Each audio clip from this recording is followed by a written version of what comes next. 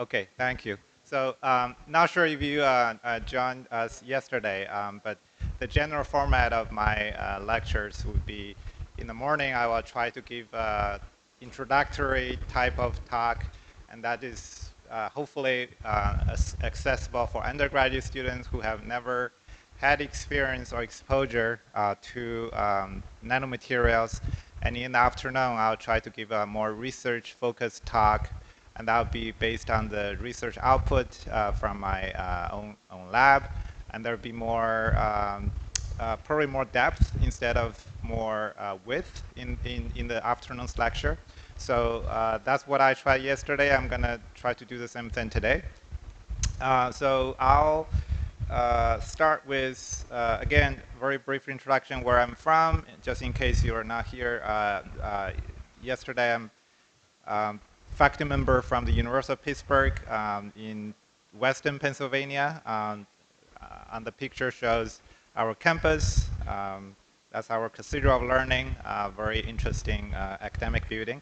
The highest in North America, probably the third highest in the world. I started my independent career in 2010. Currently, I'm a full professor there and also the chair of the department. I have a range of research interests, mostly on the nanomaterial side. So 2D materials and carbon materials in particular is something I've been working on in the past 15 years or so. So yesterday I talked about 2D materials, and today I'm going to discuss more on the carbon material side. There's a lot of overlap between 2D material and carbon materials because graphene is one of the most prominent 2D materials people have worked on. On Friday, give a preview. I'm going to talk about DNA nanomaterial, biomaterial, and the DNA nanotechnology. In particular, how we use DNA nanomaterial in patterning and lithography applications on Friday. All right. So just to give a motivation slide here, why people have been so fascinated and motivated to study those materials. Carbon is pretty unique in that if you think about where the elements are coming from, this is one of those elements that are certainly earth abundant. It's not like gold or platinum, things like this. Is a material that can potentially made with low cost, even if it's in a nanoscale form. So if you recall yesterday, I talked about this exfoliation-based process of making graphene pieces, and those can be done at kilogram or even ton scale, and they have been widely adopted in industry, making energy storage, lithium-ion battery, electrode materials.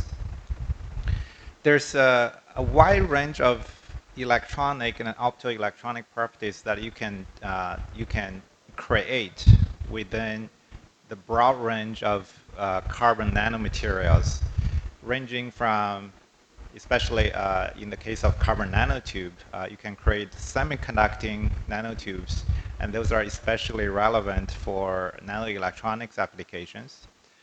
In the case of graphene, but also to some extent in carbon nanotube as well, you can create highly conductive metallic structure or semi-metallic structure. And those materials can also have pretty good optical transmission, so they can be used in transparent conductor applications. Thinking about all the screens in front of you, they all involve some kind of transparent conductor. So you need light to pass through, but at the same time, you want that material to conduct electricity. So right now, most of those applications are using indium tin oxide. That is still the dominating technology. But indium is pretty expensive, and it's going to get more expensive. So there's a lot of interest in developing alternative transparent conductors, and the carbon nanomaterials has been one of those alternative solutions. Moving on, there's also very extensive research done in composite material regime where you blend carbon nanomaterial into another structural material, typically polymer. And this is a very popular way to enhance mechanical property and sometimes electrical property as well of those polymers. And again, because carbon nanomaterials can be made cheaply, and also because these materials often have very good mechanical properties themselves, they have been a very popular additive for enhancing mechanical properties of polymers. So, so everything I talk about here, come down to the applications that people can develop using those materials. At least some of them, but the actual list is much broader. Composite materials, energy storage, sensing, nanoelectronics. The list can go on and on, but that ultimately motivates scientists around the globe to look at those materials in different forms. In terms of the type of materials, again, carbon is very unique in that it spans all these quantum confinement regimes that people have studied in the past 30 years or so. So if you think about a bulk material in the context of material science and also electronic structure, in the bulk material, the electrons can flow in 3 different directions. So there's no quantum confinement. Now, if you limit the dimensionality of materials in any one of those 3 dimensions, you're going to create quantum confinement, where the electron mobility is limited in certain dimension. In the case of confining all 3 dimensions, so if you make a very small object, think about quantum dot or a small molecule, and in the case of carbon nanomaterial, that would be a large carbon molecule, fluorine, carbon 60 or carbon 70 would be prime examples. And those, you can view them as probably the smallest quantum dot where the wave function of electron are confined in all 3 dimensions. Sometimes people call them zero dimension material.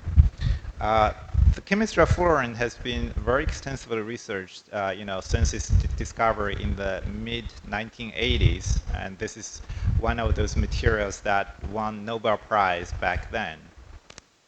Right now, they are still very extensively used in research in organic solar cells because they are very good electron acceptors. So they can be used in one of those charge conduction layers in solar cells and also LED devices. But I'm not going to talk about those too much because they're more like organic chemistry instead of material science.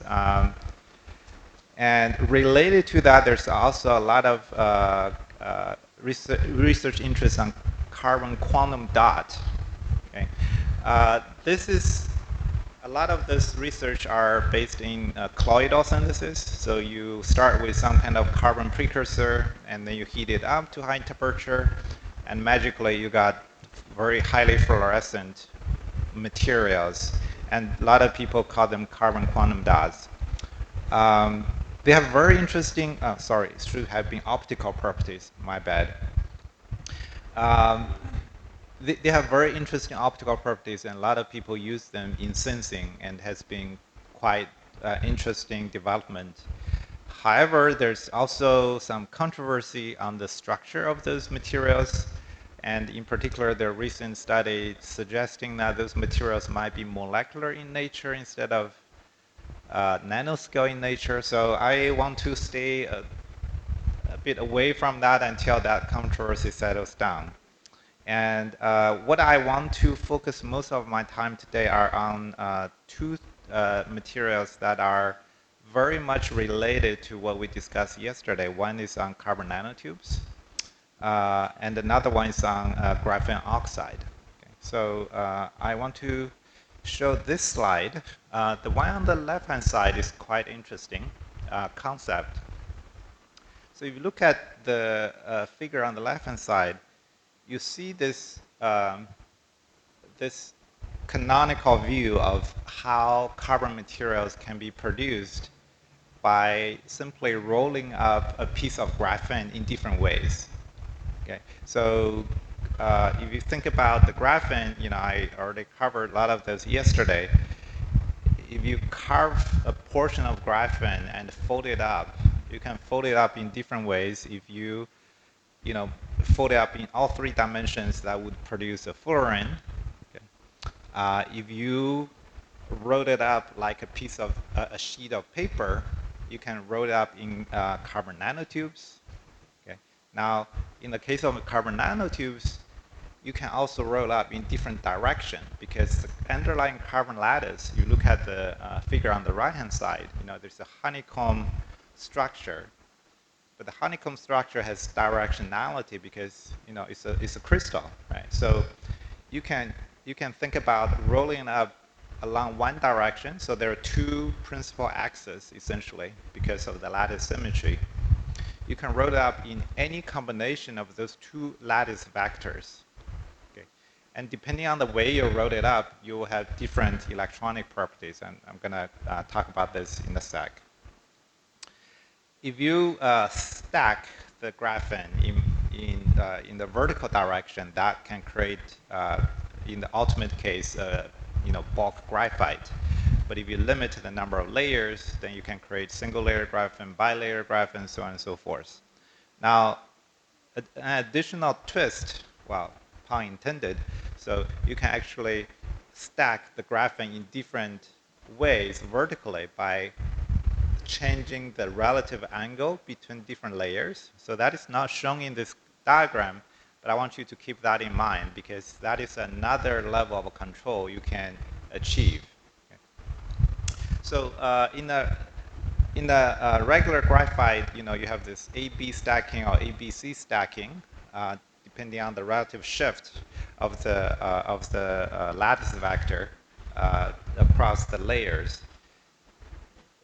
And different stacking will give you different electronic properties in the case of tri-layer graphene. Okay, very fine difference, but that's detectable.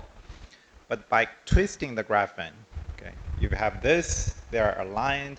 If you twist a little bit, okay, there's a lot of very exciting research in the past 5 years or so showing that this twisting angle can greatly impact the electronic property. And in particular, there are so-called magic angles where a slight twist of certain magic angle will produce very exotic electronic structure and can create superconducting bilayer graphene, for example, when the twisting angle fits certain criteria. So those are very exciting research. Unfortunately, there's too much physics for me to understand, so I don't want to pretend I understand any of those, but only to mention that those are very interesting material science questions that that has not been very well addressed because you can imagine microscopically graphene wants to do the natural AB stacking or ABC stacking. How can you force them to twist? And how do you control this? And especially, how do you control this over a very large area of substrate? And those are very important material science questions that I do not think has been addressed properly. So it can be done, but it can be done only on a very small scale, and it cannot be done over economic large scale.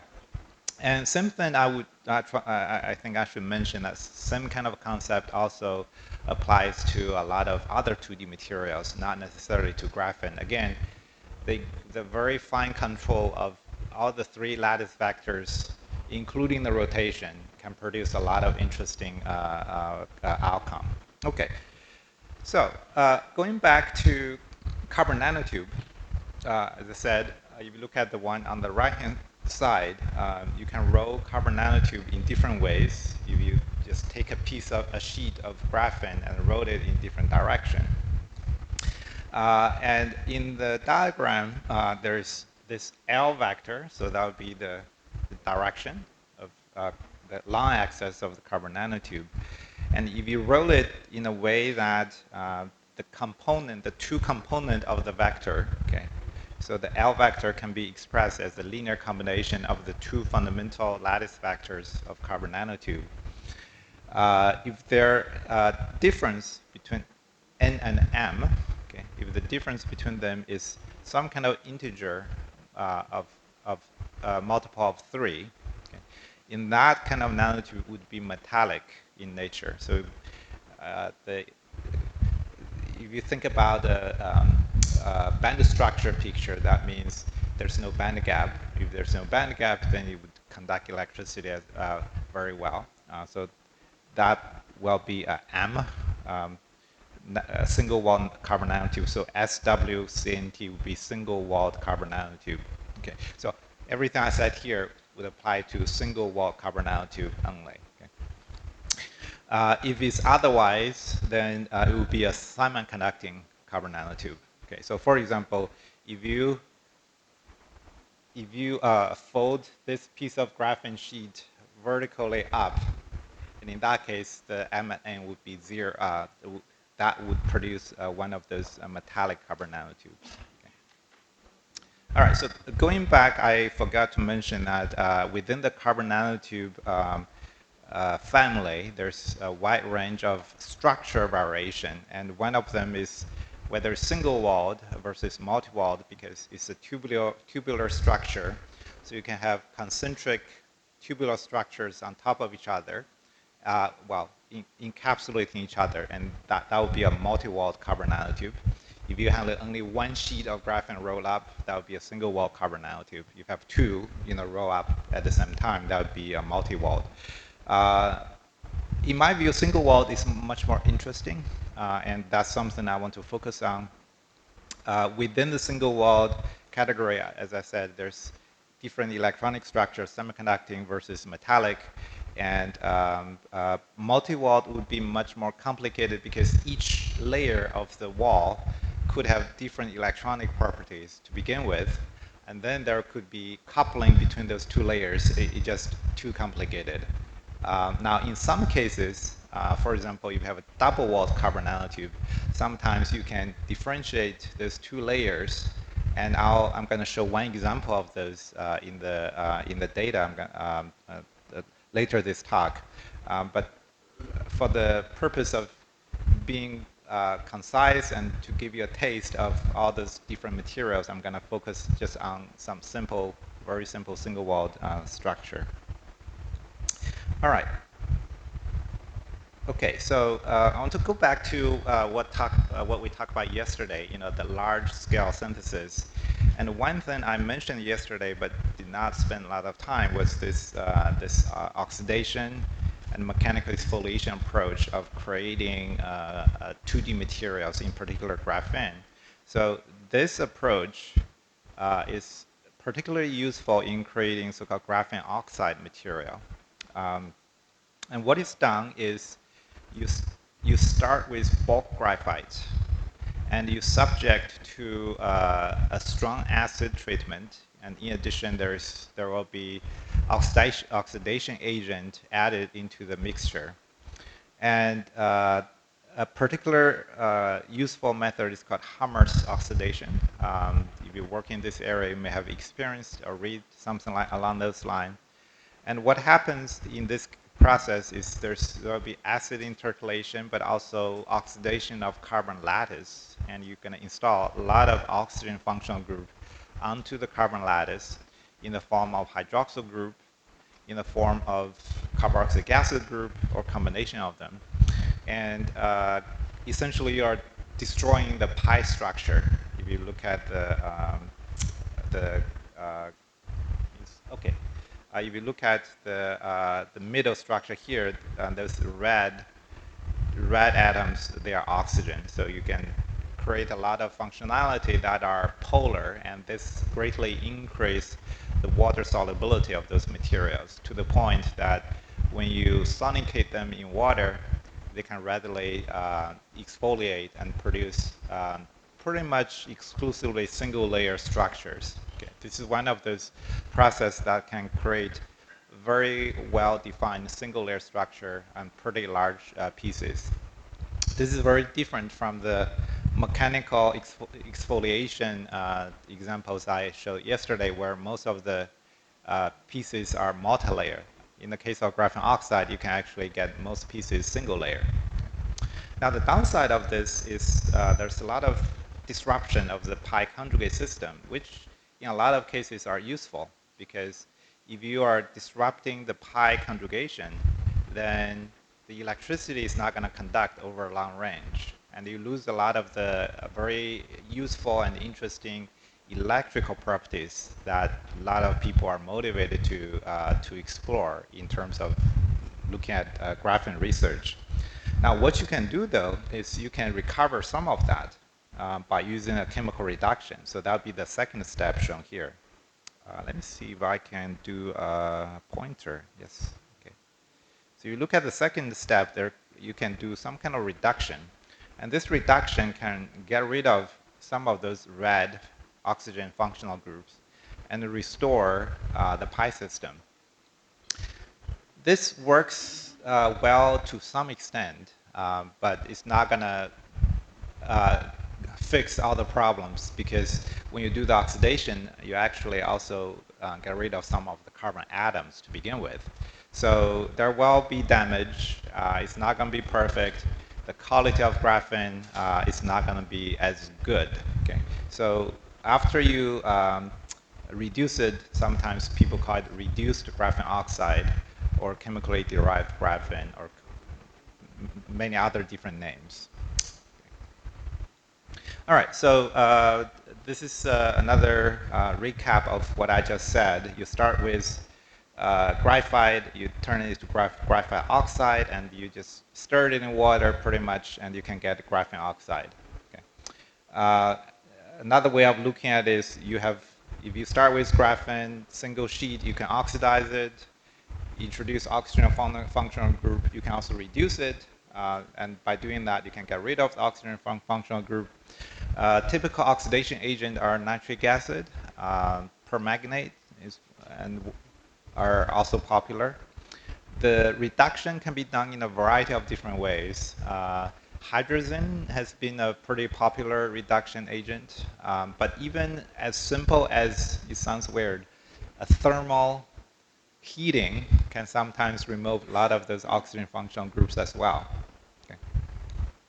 On the bottom on the left bottom is atomic force microscope image of this graphene oxide, and you'll find, the scale bar is 20 micron. So those pieces are pretty big. Okay. You recall the exfoliated graphene piece I showed yesterday, those are a couple of micrometers.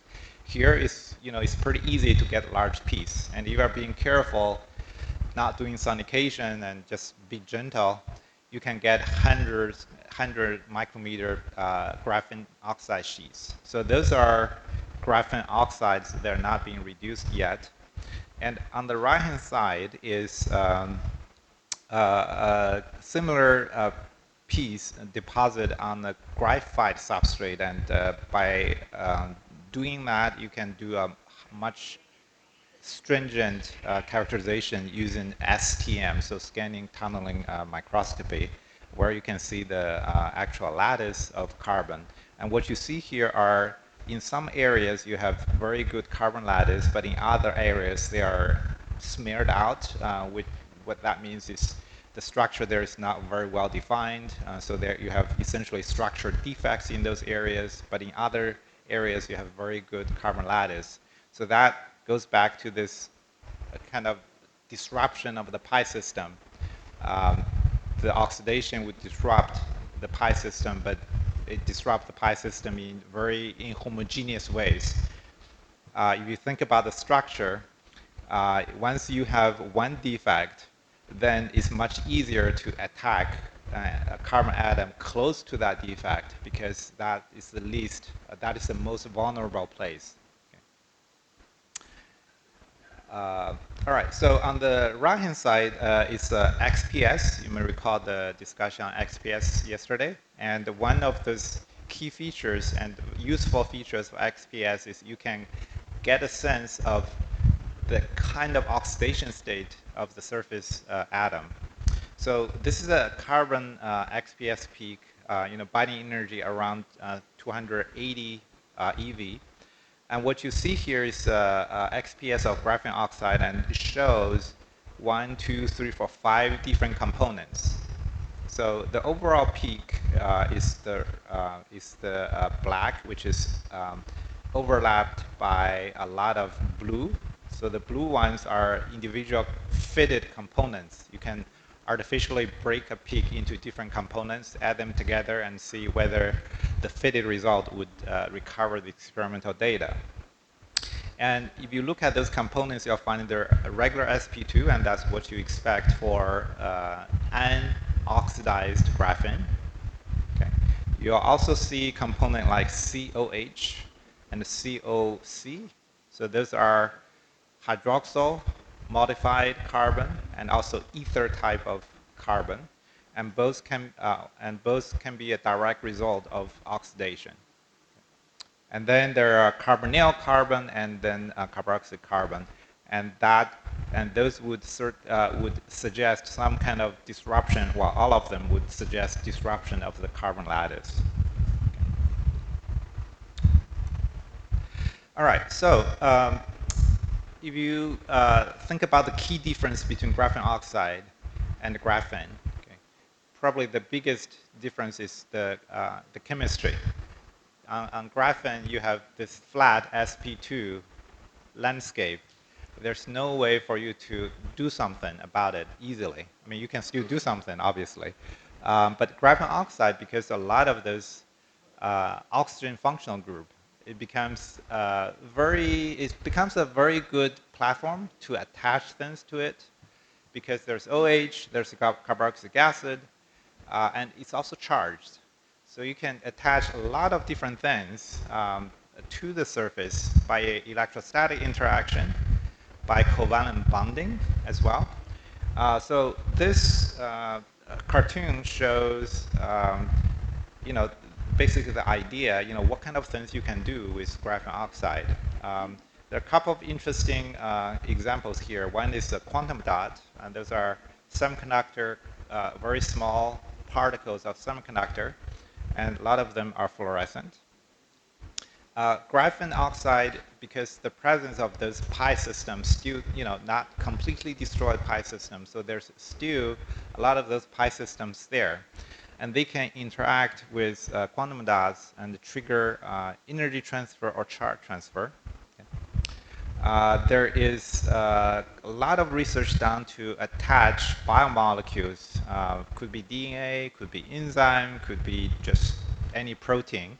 And this can be done by coupling the amine group on those biomolecules to the carboxylic acid group on graphene oxide.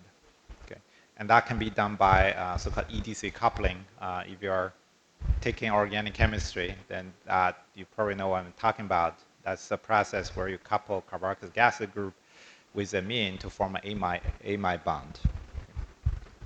Now, once you do that, then you can sense the attachment of additional biomolecules or small molecules to the surface, because this kind of change can create either charge or energy transfer. And charge transfer can be particularly relevant because the amount of charge transferred to graphene or extracted from graphene would change the doping level of graphene, and that will directly impact the electrical conductivity of the 2D material.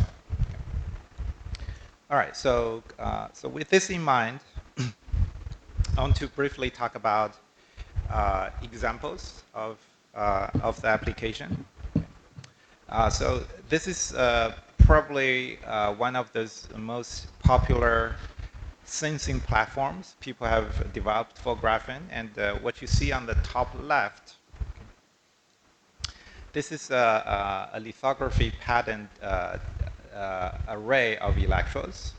And essentially you have interdigited electrode array, and those are metallic. And then what you can do is you can spin coat nanomaterial, and this nanomaterial can be pretty much anything as long as they're conductive. Okay, graphene oxide can be one of them. So graphene oxide, as I said, you still have some of those pi system. It all depends on to what degree you oxidize those material. So you can create a range of electrical conductivity. If you oxidize the graphene more, then the conductivity will be less. If you control the oxidation, or if you reduce it, okay, then the conductivity will go back to some extent. Okay. So what you can do is you can spin coat, those graphene oxide pieces, and on the right-hand side is, is the electron micrograph of those graphene oxide pieces. And you're essentially having this 2D material overlapping, connecting two metal electrodes. And you can expose those 2D material to different analytes. And on the bottom are two examples. I believe one is exposure to amine, another is exposure to NO2. And what you see is the change of resistance as a result of gas exposure. And you see those steps, and that's because in those experiments you change the concentration of analyte in stepwise fashion, and you see this stepwise change of conductance or resistance in this case. Yeah. And the reason for this resistance is because the gas molecules, if you look at this diagram here, the gas molecules can absorb onto the surface, and then there will be charge doping effect. Essentially, the gas molecule could either donate some of negative charge. Think about amine, for example. You have NH3, the nitrogen can donate some of the negative charge to graphene. If you have NO2, which is highly oxidizing, there could be a partial negative charge transfer from graphene to NO2. Okay. Now, either way, you're going to change the overall doping scheme of the 2D material, well, in this case, graphene oxide or reduced graphene oxide. And that will change the amount of free charge carrier in the graphene oxide or reduced graphene oxide. And that will directly impact the electrical conductance, or in another way, resistance. Okay, so now why different gas produce different outcome? In one case it goes down, in another case it goes up, right? And that's because the graphene oxide or any 2D material, they come with some kind of natural doping to begin with. Okay, so either they are p-doped or they are n-doped. So if you think about p and n, so n-doped means there's excess electron in the material. P-doped means there's excess positive charge in the material. Whether it's naturally p-doped or n-doped has a lot to do with the material property itself.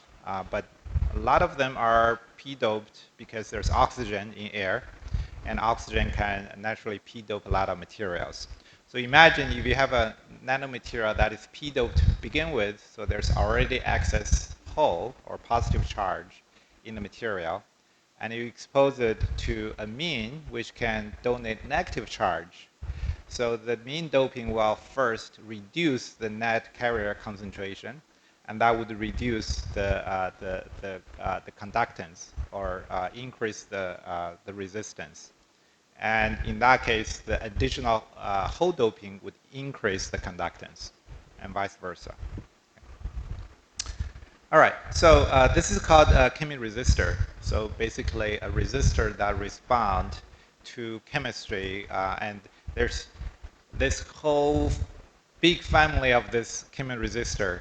You can pretty much put any nanomaterial, well, not even nano, you can put any material between two electrodes, apply a voltage, and expose the material to something, and chances are there will be a change in electrical conductance. This can be a nanomaterial, can be bulk. Example would be zinc oxide, for example, tin oxide, and a lot of those can be operated at high temperature and they used to detect hydrocarbons, methane, for example. That's actually some of those principles of methane sensors used in industry, is to heat up a chemoresistor made of tin oxide or other metal oxide and look at charge transfer at high temperature between the hydrocarbon and the metal oxide. Now, this would so a different sensing mechanism, which I didn't get a chance to talk about yesterday, is a field effect transistor. Okay. The key difference here is in a chemoresistor, this is a two-terminal device. Okay.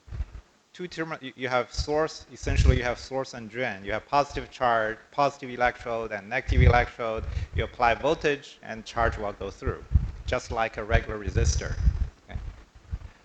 A FET, or field effect transistor, is a three-terminal device. So what you have is you have your active channel.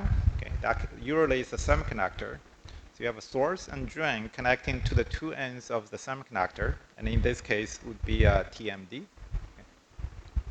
What you do is you have a third electrode that's called gate electrode, usually on top or bottom of the active channel. Okay, so source, drain, active channel in between, but also a gate. Okay. You can do top gating or bottom gating, but in a lot of sensing, it's easier to do bottom gating. What the gate electrode does is you can apply gate voltage to inject additional doping. Okay. You can inject additional hole doping or electron doping depending on the polarity of the gate voltage. Okay. Now, this is a more interesting configuration because you can now have independent variation of the doping level within the semiconductor. So you can play with there's more control of your device, essentially. So you can view it as a chemoresistor on steroid, because in a chemoresistor, you have no independent control of doping, but in the FET device, you can. But the basic operation principle will still be the same. So here I showed two examples, and this is a very typical sensing outcome of those FET sensors. And this is a device made by spin coating TMD between source and drain electrodes and with a bottom gate. Okay. So in one case, they exposed the TMD, molybdenum disulfide, I believe, to NO2. And you can see the source drain current. So the current you apply between source and drain electrodes as a function of source drain voltage. Okay. And you can tune the gate voltage to inject electron or hole, right? So what you can do is you can change the gate voltage so that you can turn on the channel, which means you can allow the electricity to pass through, or you can turn off the channel. Now, how do you turn off a channel for a semiconductor device? All you need to do is to make the free carrier concentration to be 0, because you have to have either electron or hole to have the electricity to pass through. If you tune the gate voltage to make the overall charge carrier concentration to be 0, then the semiconductor becomes insulator. Okay. Now, in this case, the authors changed the gate voltage to turn the channel on to begin with. Okay. And after exposure of NO2, the channel becomes off. Now you can think about this whole process, what happened, right? So NO2 being highly oxidizing, when it's attached to TMD, it will extract electron from the TMD, and that can be viewed as a chemical charge doping. So the TMD are facing two different kind of doping effect. One is from the gate voltage, that's electrostatic gating. And in this case, electrostatic gating would be N-type, because what you see is that after NO2 exposure, the conductivity goes down. That means originally it's electron rich. But once NO2 come in, NO2 extracted that extra electron from TMD, and suddenly the channel become more or less charge neutral and not doped, and that produced this turn off effect. You can do it the other way around. So that's the bottom case where you turn the channel off. So this is the, the black one is before ammonia exposure. And you see you're applying source drain voltage, but there's no source drain current. And what that means is there's no free carrier in the channel. And when there's no free carrier in the channel, there's no source drain current. Now, once you expose this channel to amine, there will be electron donation from amine to the TMD, and that suddenly makes the channel conductive, and you start to see this conduction behavior. Okay. So again, it's a very similar concept between the chemoresistor and the field effect transistor. The only difference is this additional control of field effect transistor where you can impact a gate voltage. Okay. In this particular case, we are still looking at the sensing by looking at the source drain current as functions of source drain voltage. But you can think of different ways of doing the sensing, because now you have a gate voltage. You can actually also look at how the gating curve would change. That would be a change of source drain current as a function of gate voltage. You can also see sensing output from those measurements. Okay. Just as a side note, because I didn't get a chance to talk about this today, a lot of 2D materials, because of their their atomic thinness nature, they are flexible. Okay. You can stretch graphene, you can stretch TMD, you can stretch a lot of 2D materials. And as a result of the stretching, their electronic structure will change. Their conductivity, for example, would change. And you can use this feature to do sensing of mechanical deformation. Okay. Imagine you want to simulate some kind of, tactical response. You want to touch something, and how can you tell you touch something? Like, electronic skin type of idea. What you can do is you can spin coat or create a 2D material membrane on a flexible substrate, and a touch would depress and essentially stretch the 2D material, and that can produce a change of electrical conductivity, and that can be the basis of sensing of touch.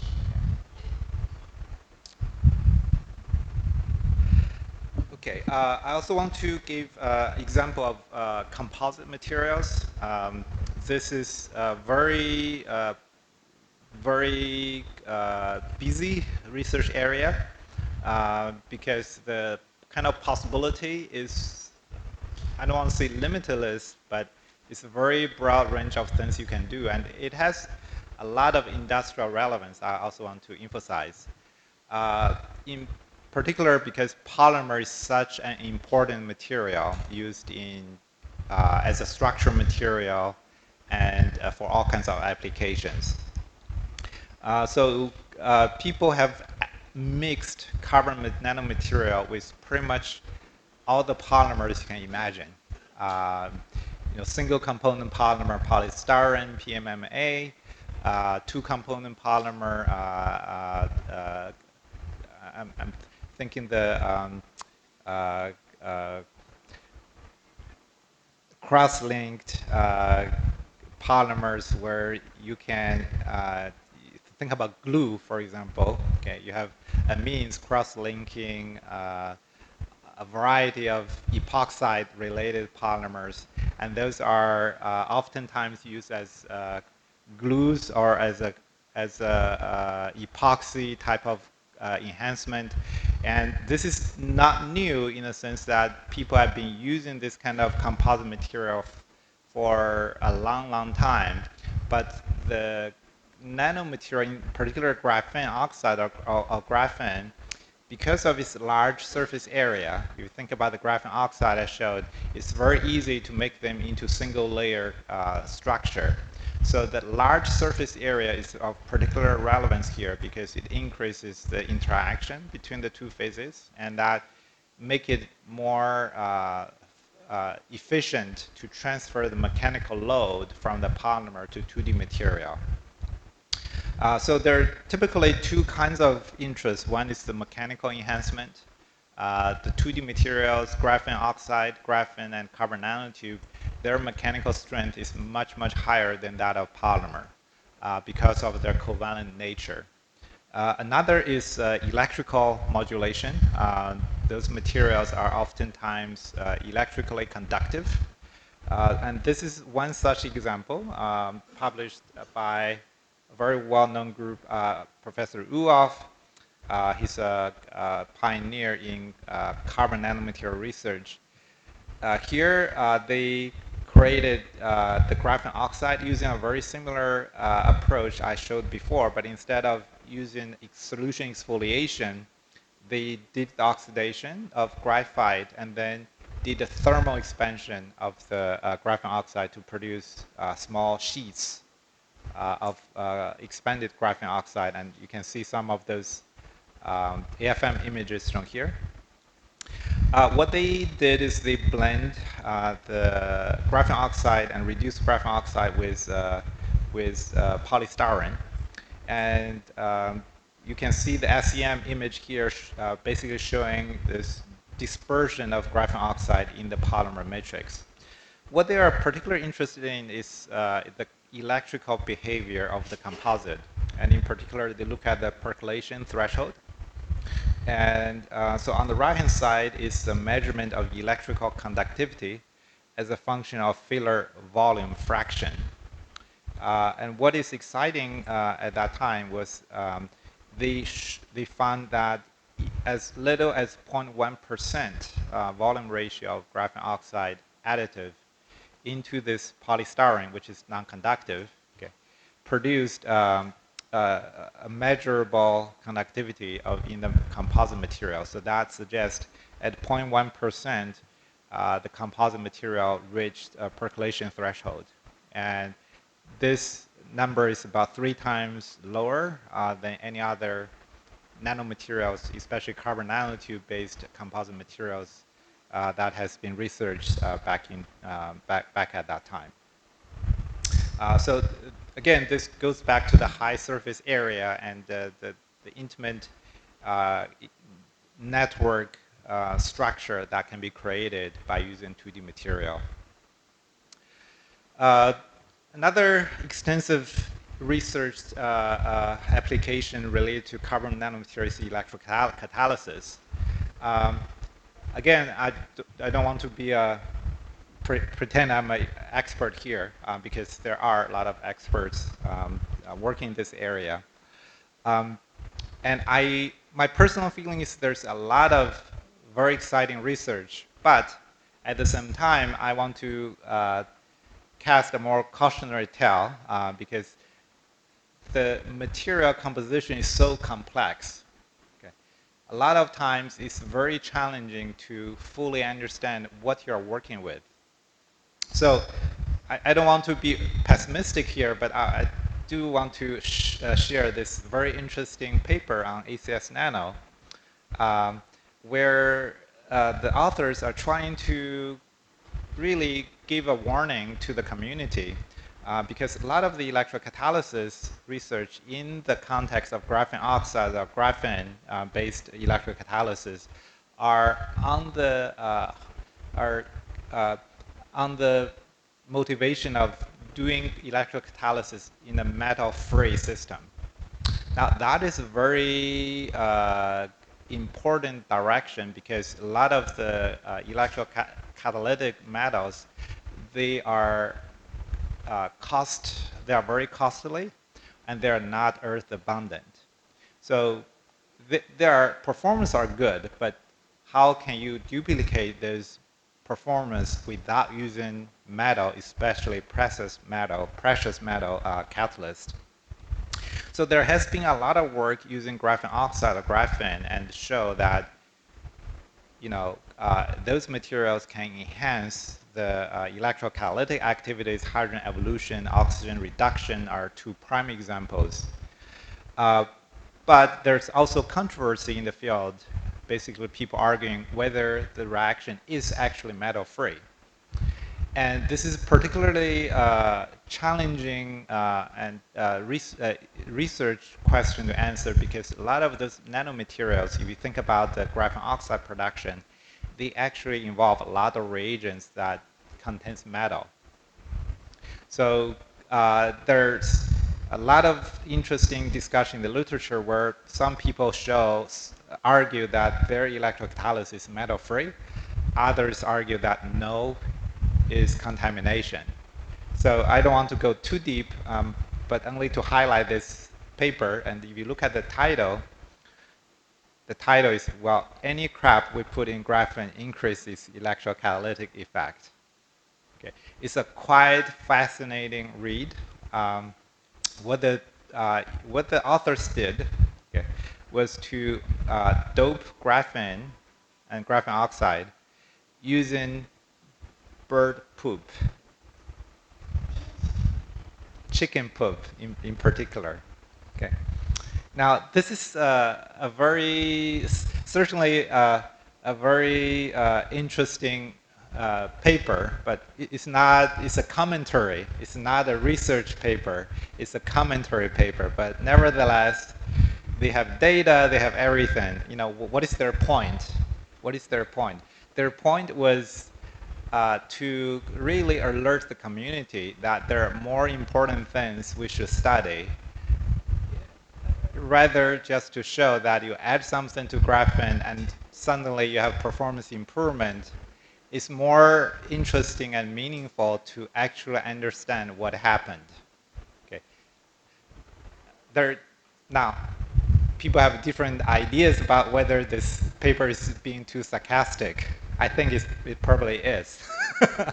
But nevertheless, I thought it highlighted a very important issue within the community. So with that in mind, what they did is they made graphene oxide and reduced graphene oxide composite material.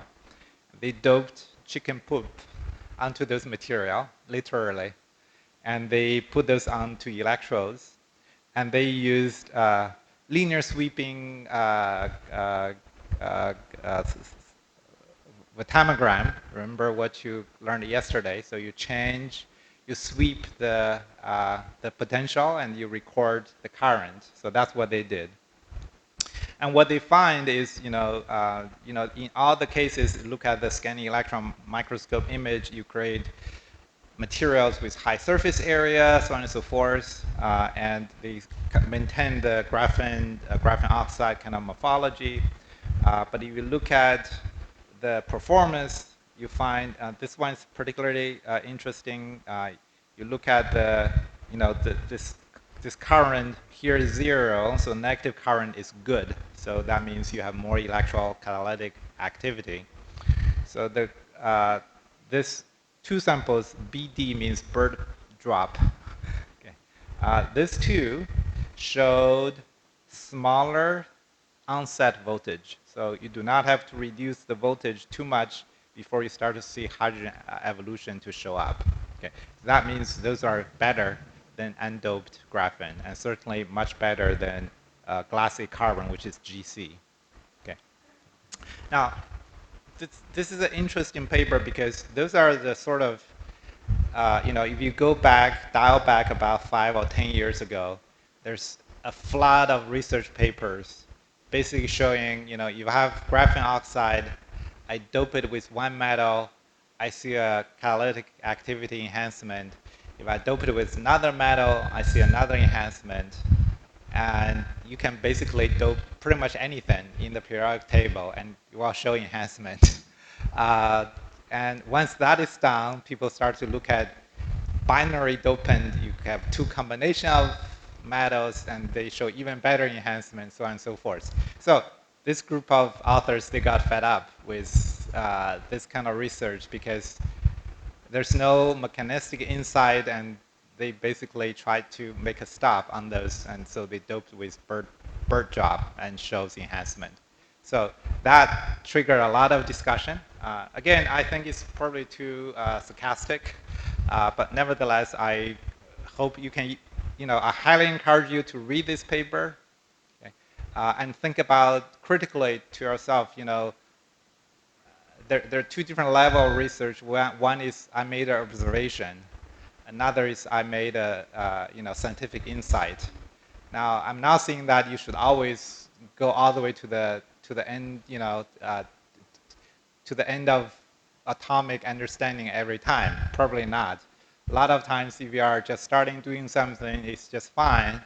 If you just say, "Oh, I find an interesting observation," and I think that's totally justified. Um, but certainly, it would be so much better if you can provide the scientific community a more deeper understanding of your results. All right.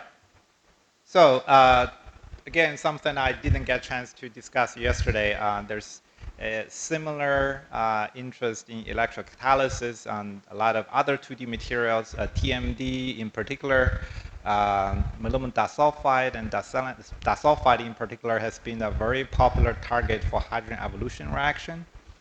The sulfur-rich edges has been shown to be a particular active site for hydrogen evolution, and by changing, so this is an interesting work where they change the sulfur vacancy, and they can modulate the activity of hydrogen evolution reaction.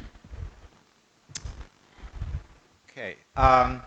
I want to move on to carbon nanotube, and I want to highlight the CVD synthesis of those carbon nanotubes. Yesterday, I talked a lot about chemical vapor deposition.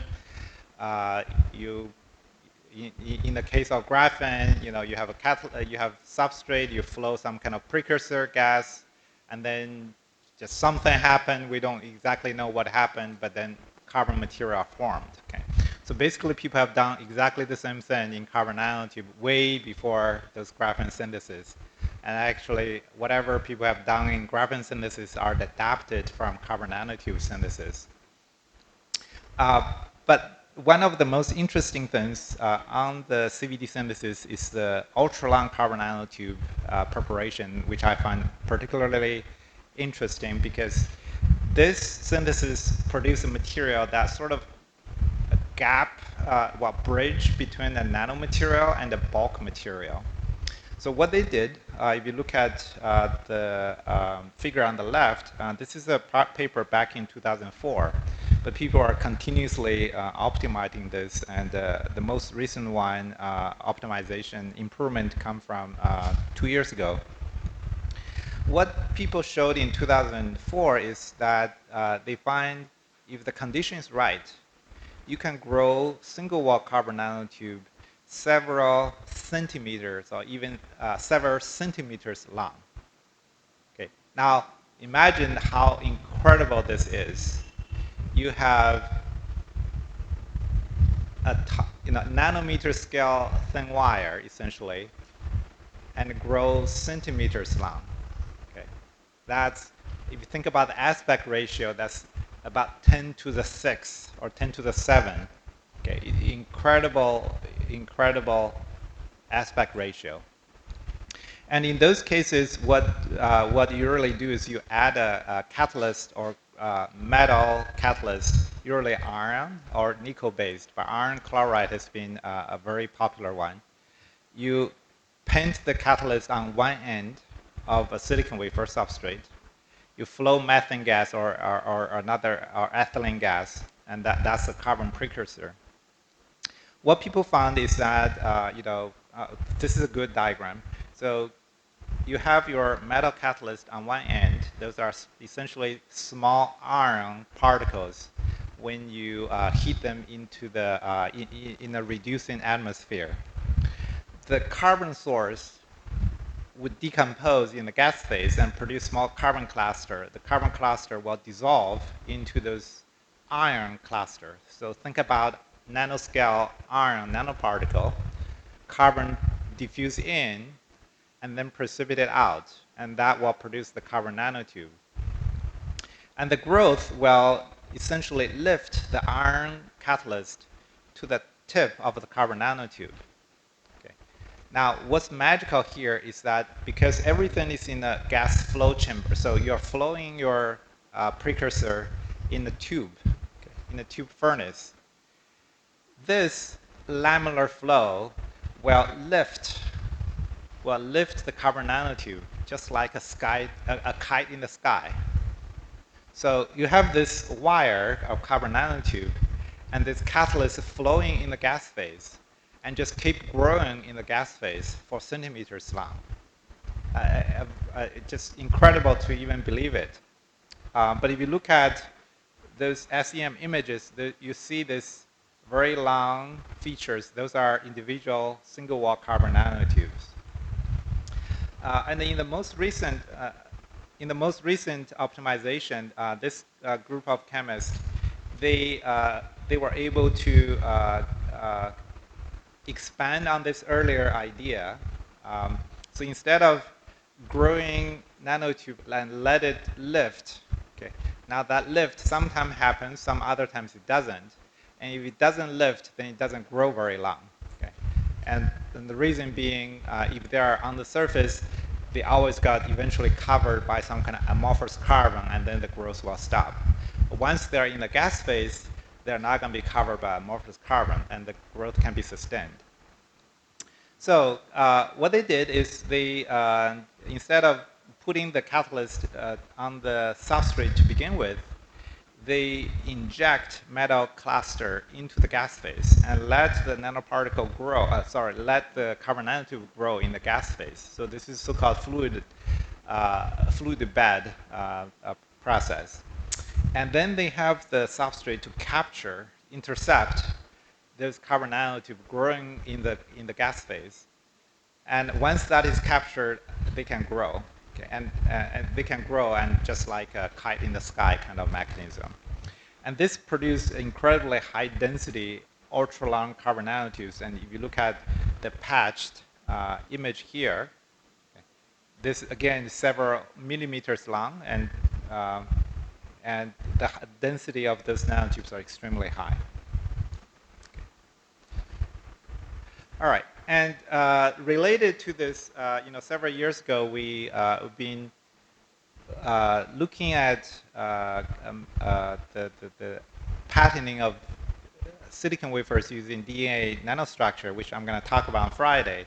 But a side project of that is we discovered a very interesting mechanism to visualize those carbon nanotube on silicon wafer. Now I have to mention that all those images, they are made by scanning electron microscopy.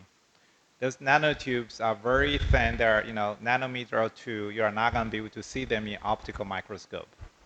Now that creates a lot of challenge because if you can't see something, you cannot characterize them because you don't know where they are. It's much more difficult to make a device. So a question we had was, how can we visualize those nanotubes? What we found was a very unexpected behavior. That is, the carbon nanotube seems to catalyze the etching of silicon oxide by hydrogen fluoride vapor. Okay, how does this work? It turns out HF, so you all know HF would react with silicon oxide, and that reaction will produce silicon fluoride and water. This reaction turns out can be catalyzed by water. Okay, so imagine you have a catalyst of a reaction. That catalyst is also a reaction product of the reaction. Very strange. So that is called autocatalytic reaction. And what's going to happen in that case is the reaction would go faster and faster because the reaction itself would produce a catalyst. Right? So what we find is that the presence of carbon nanotube, even the single-wall carbon nanotube, would trap a little bit more moisture around itself, and that could produce a faster etching of silicon oxide around the carbon nanotube. And this produced a very interesting optical effect. Remember the optical interference discussion I had yesterday?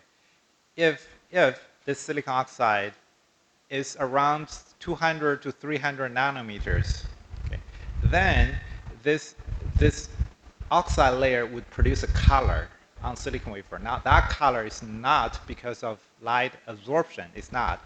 it's actually due to interference effect. It's because white light coming in and got reflected at the two interfaces, one on the air oxide interface, another at oxide and silicon interface.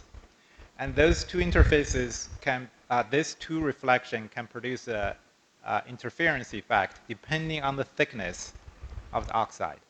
So a change of the oxide thickness would change the apparent color of the oxide layer. Okay, so what that means is if you do the etching, you can change the oxide thickness around carbon nanotube, and somehow that produce a visual contrast. Okay, so I want to show this figure on the top. On the top is actually an optical image. Now this is not SEM anymore. And what you see are all those, strolling features. Those are actually the trenches. This what you see here is the trench produced by the HF etching of silicon oxide, and the etching goes faster around the carbon nanotube. As a result, you see the trenches. Okay. Now, in each of the trench, there's a carbon nanotube. Okay. And just to verify everything, we also did SEM. We also did atomic force microscopy imaging of the surface, and you see the trench structure. And in this particular case, you can probably see a cross here. So this is optical, and this is AFM. So we image the wafer at the same location, and just to show that the optical image matches the nanoscale topography feature. Okay. Now this becomes a very interesting trick we can play, because now we have a sample of silicon wafer where we can see exactly where a single wall carbon nanotube is. And each line feature we see on the wafer corresponds to one single wall carbon nanotube. And now we can image them, we can characterize them much easier. We can also make device out of them much easier because we know where they are. Just to show, what kind of things can be done, what we did here is we used micro-Raman microscope to collect Raman signal from the same carbon nanotube. So imagine you have one carbon nanotube goes several millimeters. We can take Raman data at here, another location, so on and so forth. Okay. So we did that for some of those images, tubes, and what you find is something quite interesting. If you look at this sequence, so we are collecting data from the same nanotube at 4 different locations. And what you see here is this 2D peak region. Okay. Very early on, you see 2 features, but after 1.5 millimeter of growth, it becomes 1 feature. Okay. What happened? Most likely, you either have 2 nanotubes grow at the same time and got wrapped together, and then one of them stopped, or you could have you have a double wall carbon nanotube, and somehow it changes structure into a single wall carbon nanotube. Exactly what that is, we don't know yet, but we know there's a structure change. The one on the right-hand side is even more interesting. This is the case where we identified a 1 nanotube, and we treated them with UV ozone. UV ozone is an oxidation agent that can damage carbon nanotube, and what you see here is this appearance of this D peak. Recall what we discussed yesterday, the presence of D peak indicates the presence of defect. Okay. Now, what is more interesting is this change on the 2600 region. What you see is that once you treat this nanotube with UV ozone, remember we can come back to the same nanotube. We can image, we can characterize it, and then do something and come back to the same nanotube. And what you find is, this again, there are 2 features, and one of them disappeared. Okay, so most likely what is happening is here we're dealing with a double-walled carbon nanotube, and when you expose to UV ozone, the outside got damaged, the inside is not. So you lost the Raman feature from the outside, and the inside feature is still intact. Okay.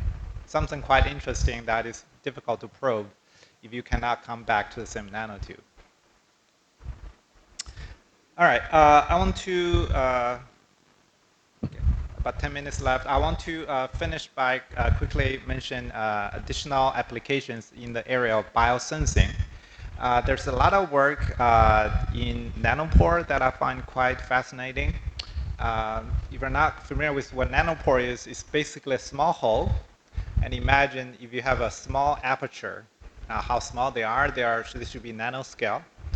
And why this is interesting, because imagine if you have a small aperture connecting two reservoirs of electrolyte. Okay, let's just think potassium chloride solution. On top and the bottom, and in the middle, there's a small aperture. If you apply voltage, then there will be ionic current moving through that small aperture. Okay? That current will be pretty small because the current has to go through a small hole. Now imagine if you have a biomolecule, let's say a protein, and when the protein goes through the small aperture, it's going to block the small aperture, and that will produce a blockade of the ionic current. Okay. Now, in the simplest case, you can simply detect the passage of a biomolecule through the aperture. Okay. That is interesting, or pretty interesting and useful thing already. Okay. Now imagine if you have a DNA where you have 4 different bases. Okay.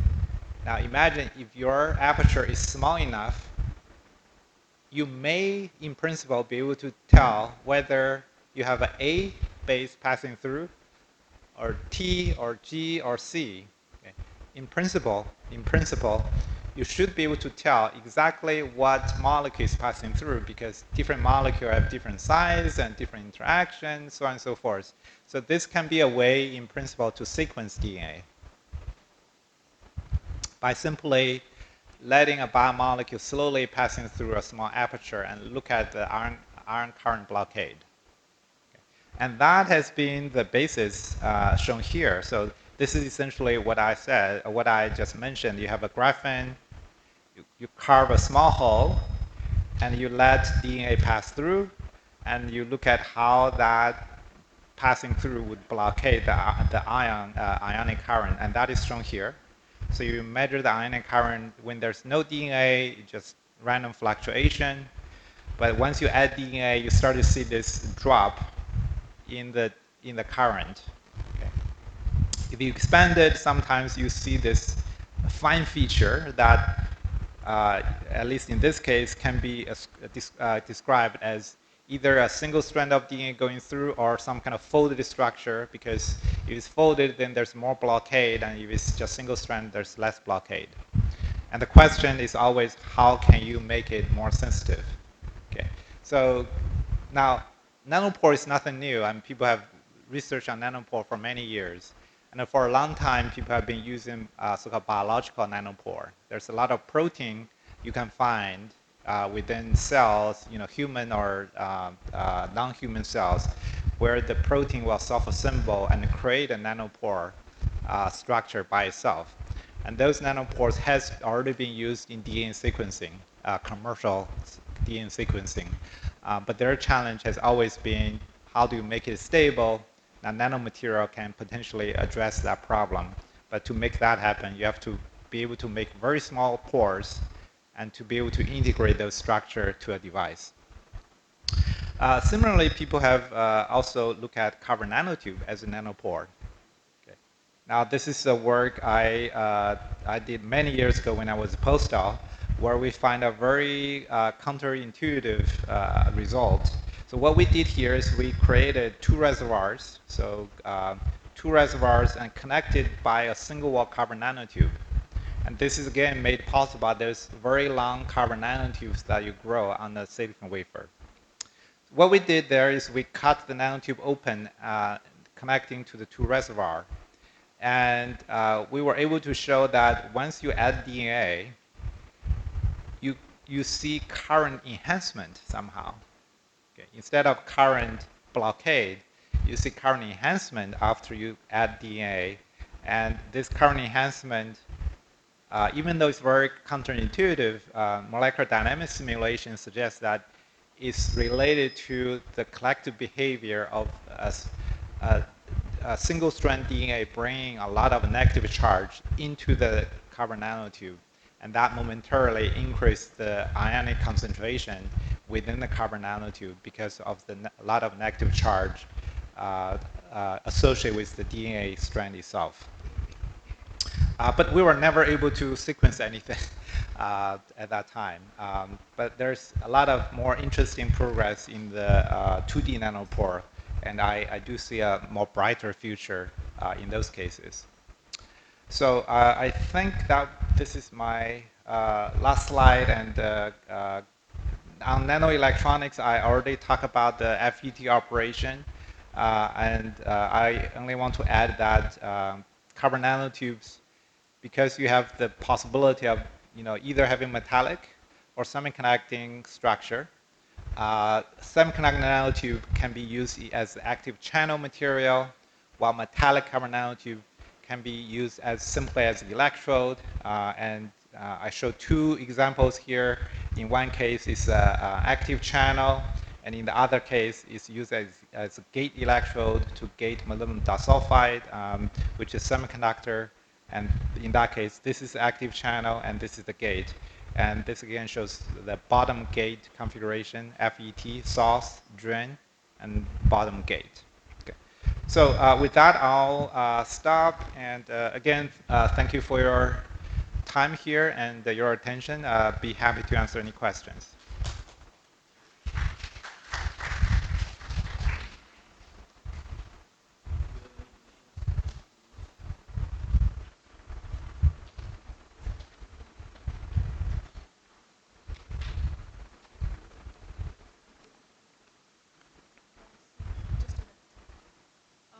I would like to thank sir for such an informative lecture. And it was very interesting, especially slide number 13. Can any poop in graphene enhances electrocatalytic effect? So I would like to invite questions from audience. This is an interactive session, and we are supposed to have questions from audience. He has traveled all around from University of Pittsburgh to enlighten us with the knowledge of nanomaterial. Questions? Any questions? Yes. Varis?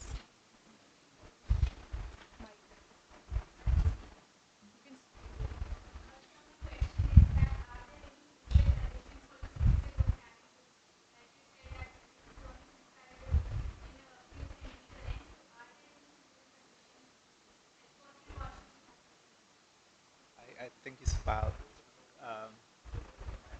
I didn't catch everything. I think you're asking synthesis of long carbon nanotube. Oh, what is the condition? Oh, okay. Yeah, so this is a very well-established process, and I can share one of the many conditions I used. So typically you you use a tube furnace, so coarse tube, and you flow two different gas. One is one's ethylene, okay, so C2H4. Another is hydrogen. Okay, you change the ratio of these two, and the goal is to have ethylene thermally decompose in the gas phase, and the reaction temperature is anywhere from 7 to 1,000 degrees Celsius. And then you need a metal catalyst to grow the carbon nanotube, and essentially those are metal nanoparticles. But you don't necessarily have to produce those nanoparticles to begin with. You can simply paint iron chloride solution onto a silicon wafer, and once you heat it up, they will naturally form iron oxide particle. And those iron oxide nanoparticle would naturally be reduced by hydrogen environment to produce iron particle. Now, not all of those particles would have the right size, but this is a self-selecting process, because if the size is not right, then the precipitation of carbon nanotube doesn't work out as well. So some of those particles will be active, and those active ones will produce those long carbon nanotube. Now, again, there are a wide variety of catalysts you can use, but that's the general format. You have some kind of metal catalyst, you have some kind of precursor gas, can be acetylene, can be benzene, can be literally anything. Anything that contains carbon can be fed into this process. And iron, nickel, or cobalt, those are all their alloys have been used in the synthesis of these materials, either single-walled or multi-walled. The nature of the catalyst and the nature of the precursor often dictates the outcome of the synthesis. But the general format is very similar.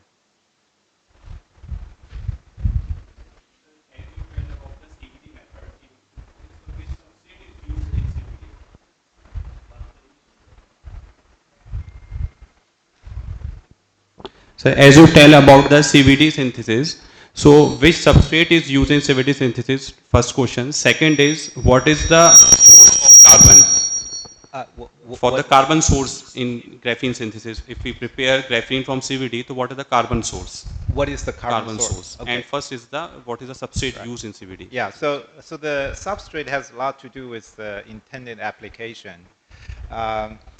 So again, there's a very wide variety of options there. Now, imagine if you are a chemical company and you want to produce, tons of carbon nanotubes for additives, then you do not want any substrate. You just want pure carbon nanotube, right? In that case, you can just forget about substrate. Instead you can inject iron precursor into the gas phase. Let's say ferrocene. People have inject ferrocene solution into the gas phase, let it evaporate. Ferrocene will decompose and produce iron particle. And at the same time, you can add carbon source into the gas phase, so you can grow carbon nanotube in the gas phase. Ferrocene is one of those precursors people use, but you can use many others. But you can just create a fluid bed reactor and grow carbon nanotube in the gas phase without any substrate. If you are interested in looking into nanoelectronics applications, a lot of those times you want some kind of bottom gate. And silicon wafer has been popular because it's flat and you can do lithography, and you can use the doped silicon as a back gate. So in those cases, a lot of people use silicon wafers because it's convenient and also stable at the temperature that people typically use to grow carbon nanotubes. You have to pick a substrate that is thermally stable at 1,000 degrees. So glass is not going to work. But there are also, a lot of work done on quartz. And turns out the quartz and also aluminum oxide to some degree, they have interesting surface structure, crystalline structure that can direct the deposition of carbon nanotube. With respect to the carbon source, pretty much, as I said, pretty much any hydrocarbon can be used. Ethylene and methane are popular, but any aromatic organic compound can be used.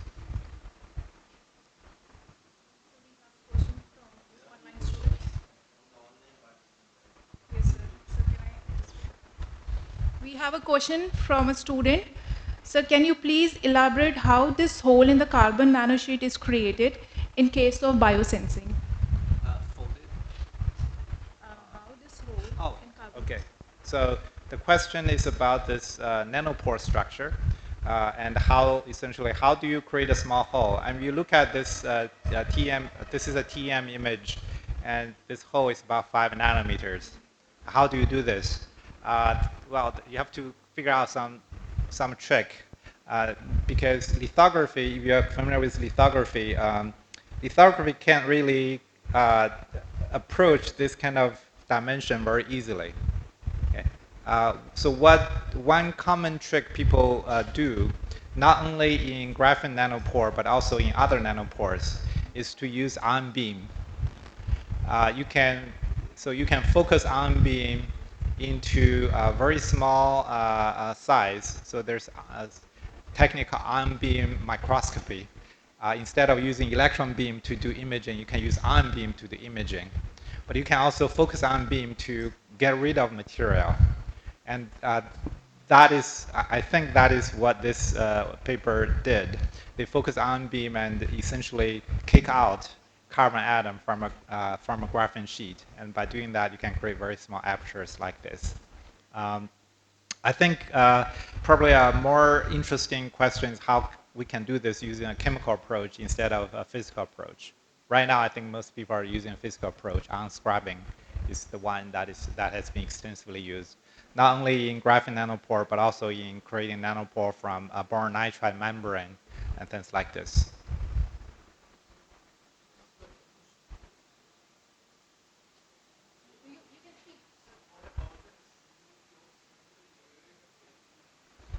What is the stability of single-layered graphene sheet? So the question is about stability of single-layer graphene sheet. I presume that's chemical stability.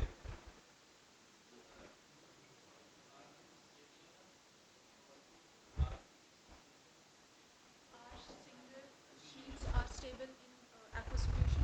Oh, so the chemical stability of graphene sheets in aqueous system. So graphene, so unoxidized graphene is quite stable. So you can, at room temperature, you expect a single layer graphene to be infinitely stable. Whether it's in water or in the absence of water, that's not a problem.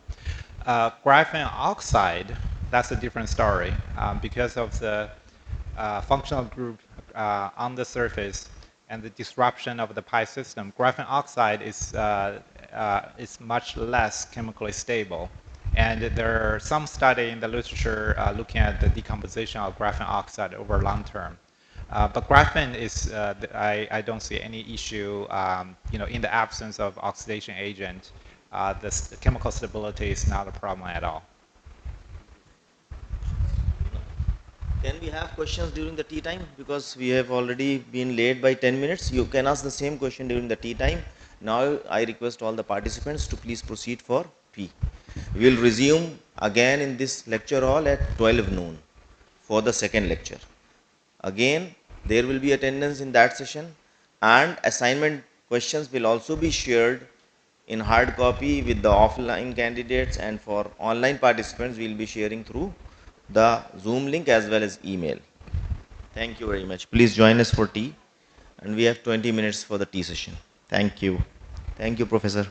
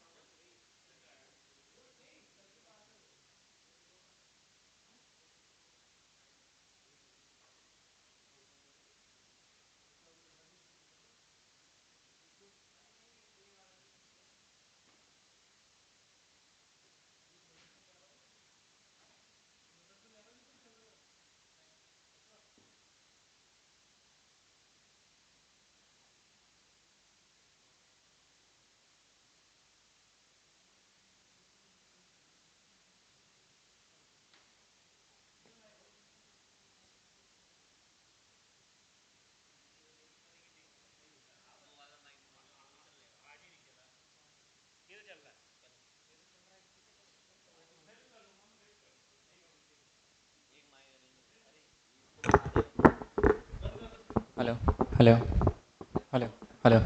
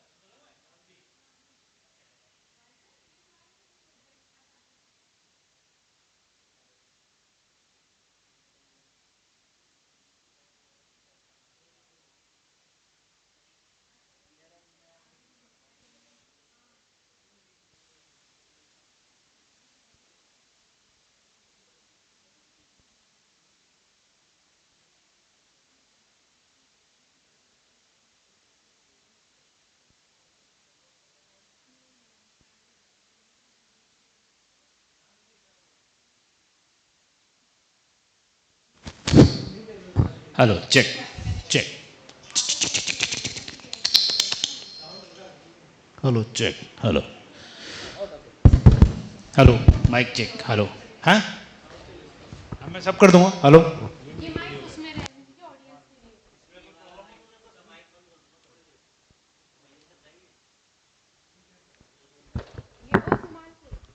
ये on है ये?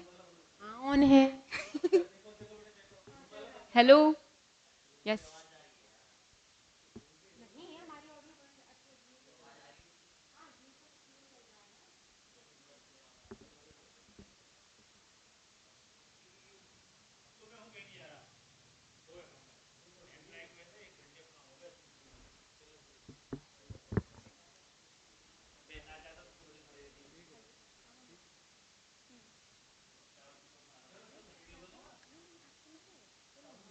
अभी क्या है, tea break चल रहा है, बस मैं 10 मिनट में निकलती हूँ.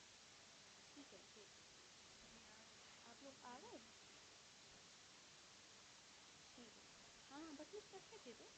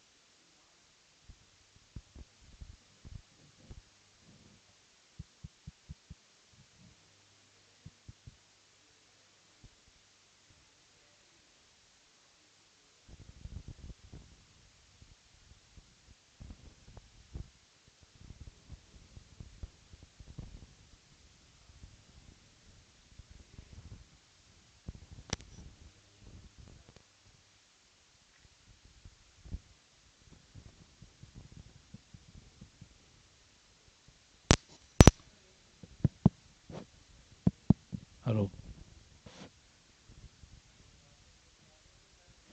Hello hello check check. Hello hello.